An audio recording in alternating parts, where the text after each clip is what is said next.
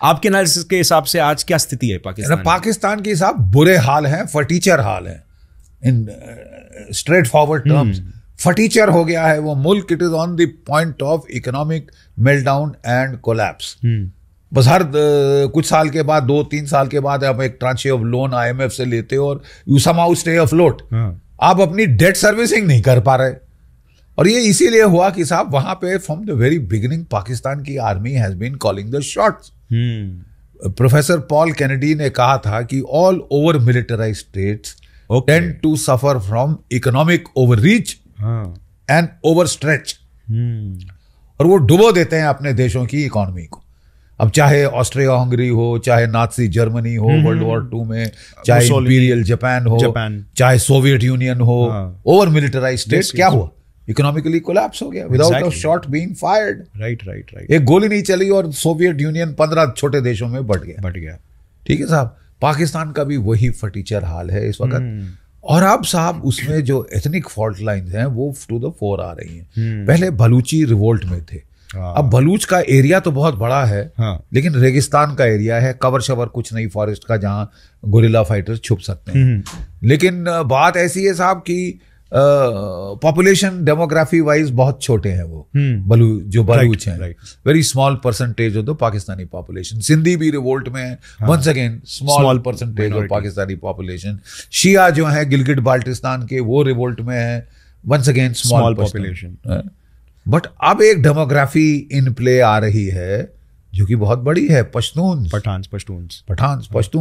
और अगर Punjab Pashtun fault line Pakistan में जोर पकड़ ले तो पाकिस्तान इज फिनिश्ड। राइट। तो फिर ये सारे लोग मिलकर फिर मतलब सब एक हो जाएंगे और फिर पाकिस्तान के जो पश्तून हैं, तहरीके इंसाफ पाकिस्तान, जो इमरान खान क्या है, इज द पश्तून है। राइट। तो वो पश्तून डेमोग्राफी को इकट्ठा कर रहा है और उसकी काफी तो ताकत इनरोड पंजाब में भी है।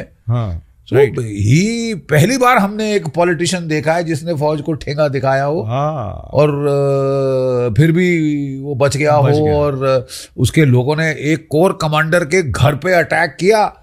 उसके जो सफेद उसके मोर थे साहब वो खा गए, चोरी करके ले गए वहां से। इतनी भूख लगी थी कि उनको ही सिर काट के उनका रोस्ट करके उसके पीकॉक्स खा गए। उसके घर में से उन्होंने फ्रिज खोला और सारे ड्राई फ्रूट, ये फ्रूट वो फ्रूट जो थे वो सारे लोग वहां ले गए, क्योंकि वो वहां के लोगों को 2 स्क्वायर मील्स अ डे नहीं मिल रही साहब। और अभी बड़ी स्ट्रांग परसेप्शन है पाकिस्तान में कि ये इलेक्शन रिग की गई है। ये पाकिस्तान की फौज ने जबरदस्ती हरवाया है इसको, इमरान खान को। और ये पहली बार है कि ये आक्रोश काफी गहरा है। फॉर द टाइम बीइंग लगता है कि उन्होंने काबू पा लिया है।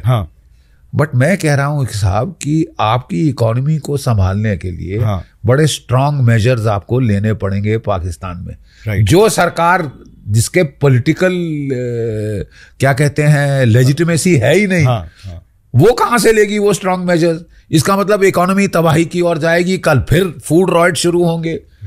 Hunger leads to anger. तो पाकिस्तान की स्थिति बहुत बुरे हाल में है। पॉलिटिकल लीडरशिप नहीं हो पा रही है, पॉलिटिकल मिलिट्रिस्टिक लीडरशिप टीचर जो कि पाकिस्तान को निकाल सके।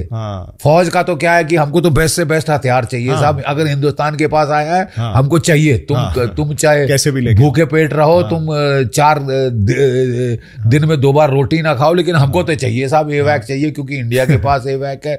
और अगर इंडिया के पास ये 4.5 जनरेशन फाइटर है, हमको भी चाहिए नए से नए महंगे से महंगे टॉयज चाहिए। अभी नॉर्थ कोरिया में क्या हालत हो रही है, यही हो रहा है। तो फिर यही हाल है ना साहब। ओवर मिलिटराइज्ड स्टेट है, इकोनॉमिक कोलैप्स तो शुरू हो गया है, बड़ी जोर पे है भाई। ये डोल्स पे जी रहे हैं।